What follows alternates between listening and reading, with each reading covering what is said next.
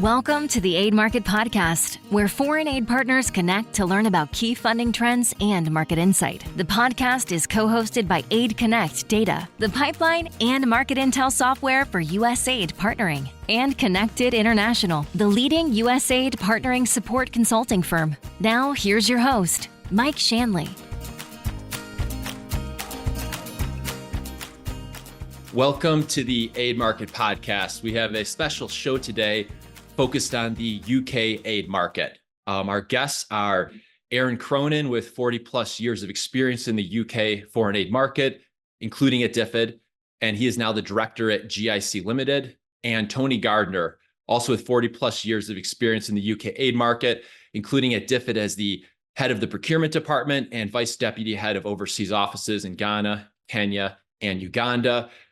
Aron, you and I have known each other for a while during my regular trips to London, and always look forward to our check-ins over coffee or at the various foreign aid events that we host there. And for those of you in London, I'll be back there on October 21st with USAID for two events. Feel free to message me, Mike Shanley, on LinkedIn for more information on those. So with that, let's get right into it. Aron, for those of us who have not been paying attention to the UK aid market the last few years and since DFID, could you give a brief summary of what's happened in the last 4 or so years? Thanks very much, Mike. Good morning, good afternoon, good evening. We're aware that we have people joining us right across the board from the US, UK, continental Europe, Africa, and Asia. The DFID was abolished in 2020 and taken into the Foreign Office, becoming the Foreign, Commonwealth and Development Office. And one of the particular impacts of that was that there was a great loss of international development expertise. A large cohort of the experienced development practitioners moved on. Also in 2020, there were major budget cuts. It's written into UK legislation that the aid budget has to stand at 0.7% of gross national income. That was cut to 0.5% of gross national income, which remains the position for the foreseeable future.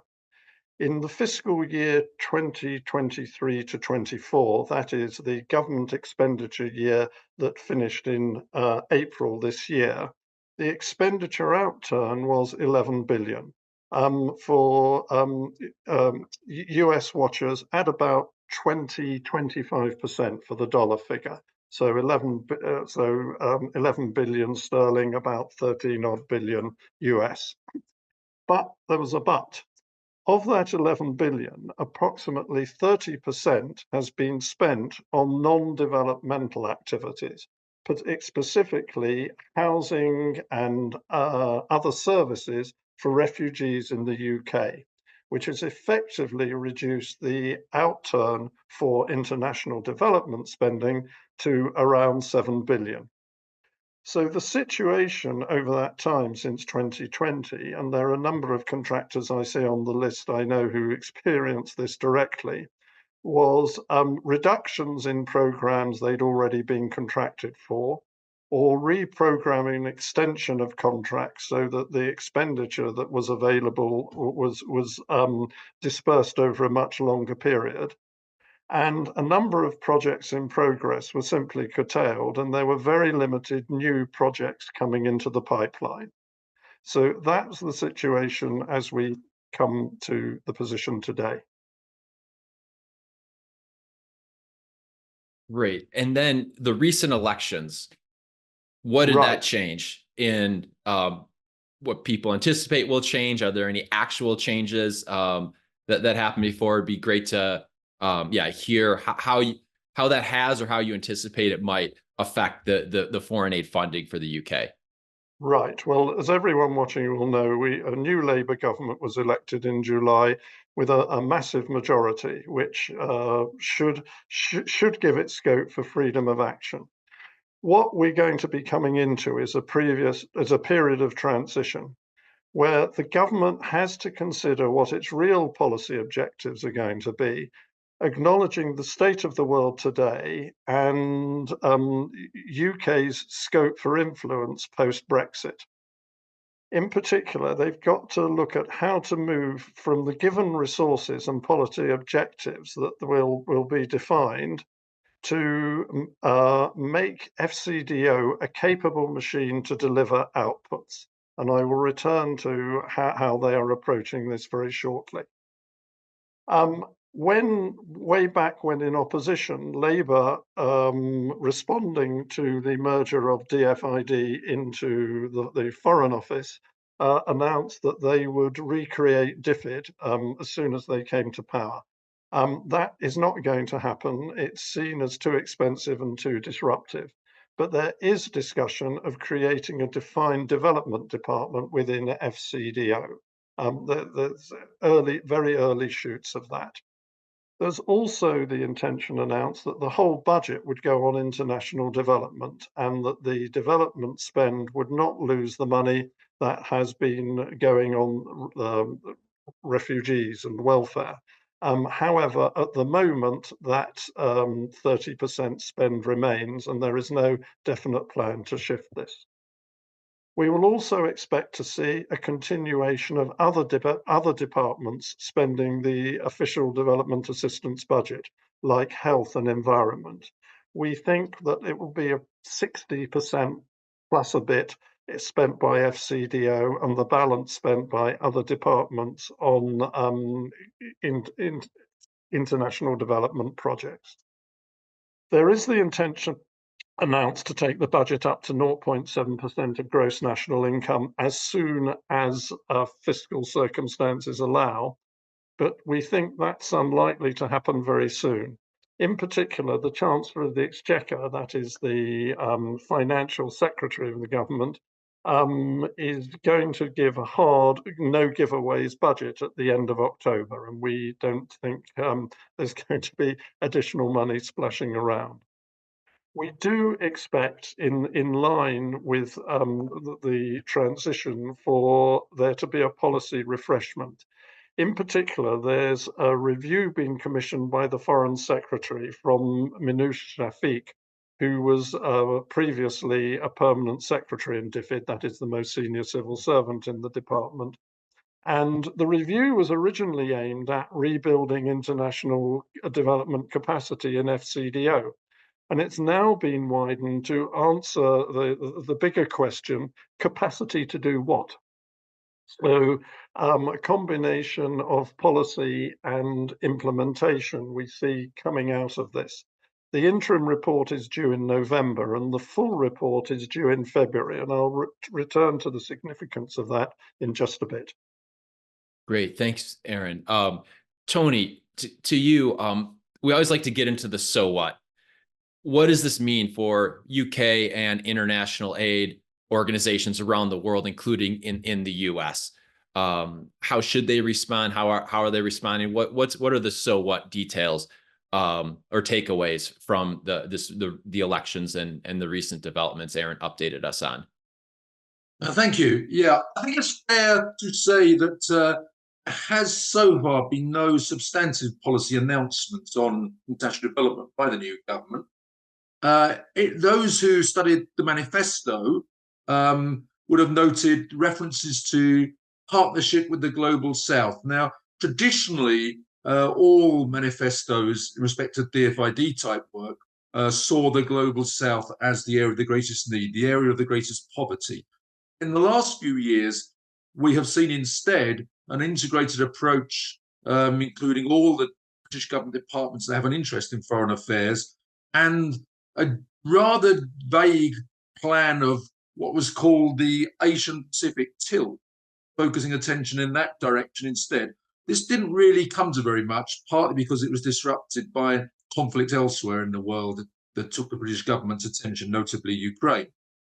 The new manifesto of the Labour Party seems to be taking us back to focus on the Global South, with some of the traditional references of tackling global poverty and instability. I think colleagues on the call today will also see, if they, as probably some of them have before, that whatever work you do, there's going to be climate proofing right through it. Climate proofing will not be a kind of additional extra to development programs, it will be at the heart of them. New government has, however, made clear that it wishes to give greater focus than its predecessors to playing its part in trying to reduce global inequality and increasing human rights, and a desire also that any work the government commissions should have real social value, i.e. that it will directly or indirectly benefit communities living around the program areas. American friends on the call today will be familiar now, I think, with the concept of localization because of USAID's greater attention to this. The British government has also been focusing on this for some time, and it appears in the manifesto.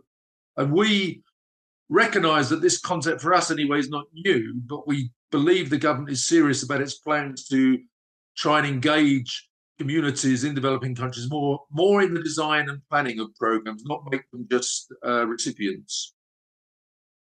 Then I think some of the priority areas from before are certainly remaining, naturally enough supporting economic transformation and growth, empowering women and girls, supporting conflict prevention. I think as well a recognition that a number of countries, notably in sub-Saharan Africa, are beginning to return to high levels of indebtedness, having been released from much of their debt in the early part of this century through multilateral initiatives. That seems to be returning, so that will be a focus area. And I think the government will also want to use its influence as effectively as it can to increase the number of actors in the climate scenario, notably unlocking private sector support for climate finance. Since the election, we've noted the government has stated its commitment to reinvigorating reform of multilateral development institutions. Certainly not a short-term gain. It will take time, but I certainly think they have a strong interest in trying to do this. There is a feeling, I think, that the influence and effectiveness of some of the main multilateral organisations is beginning to wane somewhat. We may well therefore see more money being spent directly by bilateral agencies, including the UK and America. The government has noted its interest in building what they call a clean power alliance, in which like-minded countries try and help other countries towards the net zero target on climate. Then the government also has an aim to try and restore greater transparency in how it spends its international development money and increase the standards and quality and effectiveness. I think personally that this is very much an expectation that the international development has to take its share of some of the criticism that a lot of the very fast COVID spend to try and remedy and stop the spread of COVID was possibly lacking in transparency in how partners were selected and how effectively value for money was achieved. Now, we should talk a bit about what we see the government's likely approach to consultancy, given the nature of the audience. The government has already said that it would like to reduce its spend on consultants. I think Aron and I, you referred to our many years of work in this area. We could probably say that we have never known a time when a new British government didn't say it intended to reduce its spend on consultants. We can hardly think of any occasion where it succeeded in that. We forecast, though, that the Foreign and Commonwealth and Development Office will remain a commissioning department, continuing to call on consultancy to help with program implementation. We do not see the management of long-term development assistance programs being handled in-house within the Foreign Office. They will continue to put this work out to competitive tender and contracting. There may be some possible cuts to consultancy spend in other British government departments, but we honestly do not see that happening in the Foreign Office, at least not the development side of it. We know there's some NGOs present on the call. I may be pleased to hear that we judge NGOs will remain important providers, particularly for humanitarian and emergency responses. They will continue to be, I'm sure, interested in seeking accountable grants, but they will also be free to bid for business alongside the for-profit sectors. And one of the more optimistic parts of this presentation is when we tell you about the current status of funding and procurement. So we've been keeping a very close eye on these, particularly since the start of the new British financial year. And as of now, there have been 39 pipeline opportunities as of last week in this particular financial year. Now that is massively more than there have been for the last few years. Of those 39, 23 are advertised by overseas offices and managed by the British development offices there. 16 are managed from the UK, but I should stress that doesn't follow that the work necessarily takes place in the UK. A lot of centrally managed programs have 6 or 7 like-minded countries under their remit, often particularly for research type projects where the aim is to, try the same or different things in different countries and compare the result.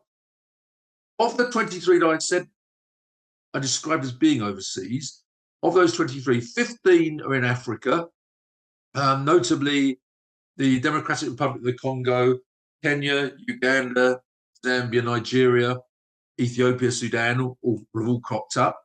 6 are in Asia, but there's not such a country spread there. There's quite a lot of 2 of those 6 are in Pakistan, 2 are in Afghanistan.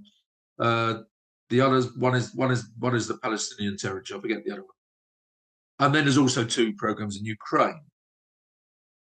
Now, the procurement enthusiasts will understand this part of it better probably, but of those 39, 24 are advertised as being open. That means that anybody is entitled to put in a tender. 10, on the other hand, are being managed through the Global Development Delivery Framework, for which entities need to be pre-qualified before they get the chance to have a shot. Tony, I'll jump in there. For those more familiar with the USAID market, that's similar to an IDIQ, the UK framework agreements. Thanks. That's really helpful. Thank you. Thanks. And then 5 of them are accountable grants. Now, one of the things that first the DFID did and then the FCDO carried on with is organising what's called early market engagement meeting, in which anybody interested in bidding is called to a meeting, sometimes even before the project has finally been signed off by ministers. So they actually get a chance, really, still to influence the design. More often, though, they're held once the approvals have been obtained internally and the terms of reference are available. And then people get the chance to join. They will hear about the programme and what the FCDO team want to achieve as outputs and outcomes to the programme. They will hear more detail than the papers perhaps give them on the procurement strategy. They will get the chance to ask questions and maybe also team up with others. All of these are held electronically, so you're able to participate in this in a meeting anywhere in the world, really. Of those 39 pipeline opportunities, 29 this year have featured an early market engagement session. So you can see from those numbers really how institutionalized this concept now is. And Tony, for someone that wants to attend one of those, how do they find out about them? How do they sign up for them? Where are those events announced? Well, they're announced mainly on the supplier newsletter, which we are going to give a plug to right at the end of the session, that people can take detail and follow it up. It'll be in the show notes for those on the live call. We'll put it in the chat now. Yeah. Aron and I regularly attend meetings of another trading forum of which we're members, which has regular meetings with the heads of development in British embassies and very often the ambassador, him or herself. Every single one of them, their presentations refer to the greatly increased budgets for international development in their countries this year. So we do think this is a much better story than it would have been had we been given this presentation in the last few years, and a sign that the new government is definitely committed to enhancing the value in cash terms and hopefully value in quality as well of the programme as it begins to climb back towards its old size. Now, we thought we should talk a bit about something called transforming public procurement. This is the new law, which was enacted earlier in the year, governing all centrally funded UK public sector purchasing. It will become effective for all UK public sector departments and bodies, i.e., notably FCDO, from the end of February 2025. The period from now to then, the government has decided to write a new national procurement policy statement to reflect the priorities of new government. So that's under preparation. That's ready. They kind of go live properly with the new law. We will, Aron and myself will be in due course assessing what the new public procurement statement says and any potential effects it may have on parallel inputs and work going on. He referred obviously to the Minouche Shafik review, which will be reaching its conclusion about then. Any other policy announcements and, of course, the impact of the budget to be read on the 30th of October. We also plan to do our best to find out in due course how the procurement personnel in the Foreign and Commonwealth Office intend to manage the transition from the current legislation and common practices towards what the new law requires. Let me just say a few words briefly for the benefit of the audience. The purpose of the new Act essentially is to simplify and standardise all public procurement. Untying of international development opportunities globally will continue. There are no intentions or references to changing that. What the Act wants to do, and to be honest with you, time will tell how successfully this works, but what they want to do is mean that there will be less time for all of us spent on registration.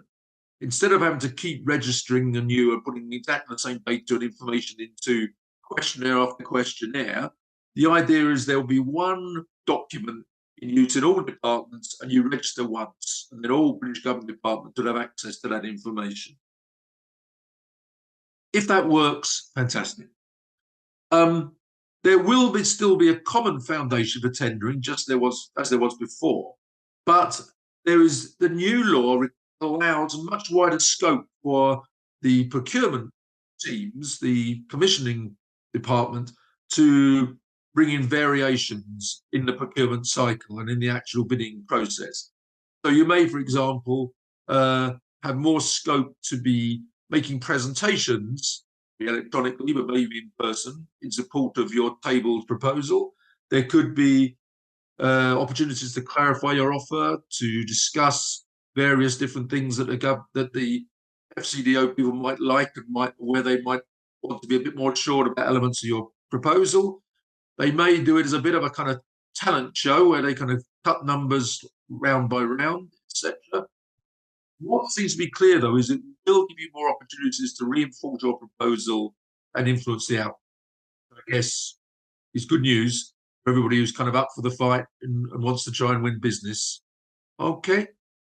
Thank you very much for that.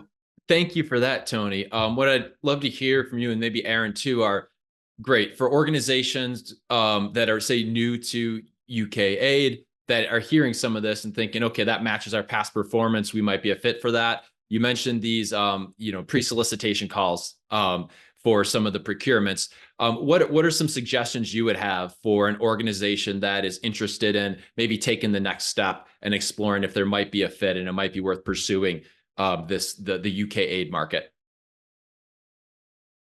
Aron, I think you're on mute. Oh, Aron, go for it. You're on mute. Got it. Thank you.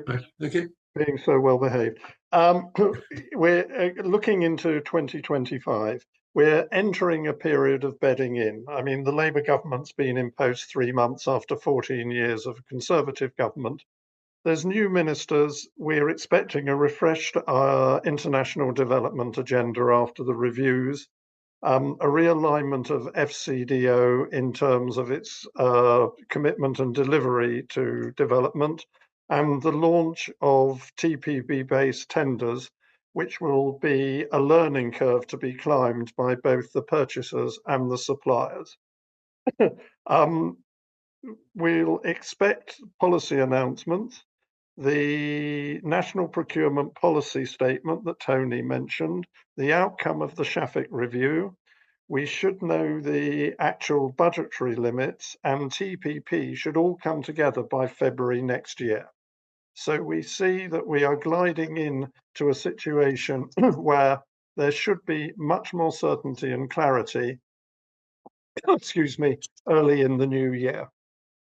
We're expecting bidding opportunities to grow under the new government. We think that greater political stability and the intention to rebuild the UK's international reputation in international development will be big drivers. So encouraging message, but we have to balance that with a context of a struggling economy, little spare cash, conflicts in Ukraine, Middle East, Sudan that could cause all sorts of diversions and many conflicting priorities. So competing priorities. So we particularly have our telescope focused on the situation in February next year, where we think the picture will be hardened. So for organizations looking to partner with FCDO and work in that sector, first, very important point to stress for US observers and other non-UK players, tendering will remain untied. UK aid will remain untied. You don't have to be a UK organization to tender or participate in UK opportunities. We don't see there'll be any requirement for a UK base. That would be very exceptional. In line with localization, we see in-country base becoming a more common requirement. And the way UK contractors meet this is commonly through a teaming arrangement with a local teaming partner. We also expect to see more points in the evaluation grids on localization elements, like developing local capacity, inclusion of local consultants in the offer. As Tony alluded, we expect to see greater use of frameworks for programs delivery. And the option is always open for US and other non-UK actors to join framework bidding consortia. The Conflict Stability and Security Framework expires in September 2025. The Global Development Delivery Framework that Tony alluded to earlier expires in December 2025. And the GEMFA 2, the evaluation framework, the bidding for that is in progress. So there are framework opportunities coming up, and also very significantly, which will be a big change, under TPP, it will be possible to be admitted as a provider during the life of the framework, which is not possible under the current rule. Oh, that's interesting. And that's also, and for those frameworks, then, if they were USAID IDIQs, bidding pre-positioning would already be well underway. Is it the same for the UK market that now absolutely. Do not wait until December 2025? You're actually like now you should be actively preparing now if you're interested. Is that absolutely similar? Right? What I say is, if the call has appeared, you're too late. So we talked about attendance at EMEs. They're all now online. And with EMEs, the attendance lists are published. So that's an easy way to to identify bidding partners. Tony's mentioned contact with FCDO overseas embassies. Make yourself known there. Subscribe to the FCDO portal, which you've put up. And once our participants go on that, they'll also see other sources, such as Contracts Finder and the FCDO procurement Twitter account. Great. Well, Aron and Tony, we're already at time. This was wonderful. Thank you so much for the insight. For those interested in working with them, please message me on LinkedIn at Mike Shanley, or email us at connect@connected.com, CONNECT@connected.com. And we'll be sure to connect you. Anyone interested in our USAID market entry support, happy to talk with you as well. We'll put the FCDO supplier engagement list in the link, in the show notes. And I'll look forward to seeing hopefully both of you at the end of the month when I'm back in London, and really appreciate the insight. Look forward to staying in touch in the coming year to follow these developments, and maybe checking in after February to see what comes out of that. Okay. Thank you. Thank you very much. Thank you. Thank you both. Thanks to everyone for attending. Have a great day. Cheers. Thank you. Bye. Thank you for tuning in to the Aid Market Podcast. If you enjoyed today's show, be sure to subscribe wherever you get your podcasts and connect with Mike Shanley on LinkedIn to stay updated on the latest USAID funding trends.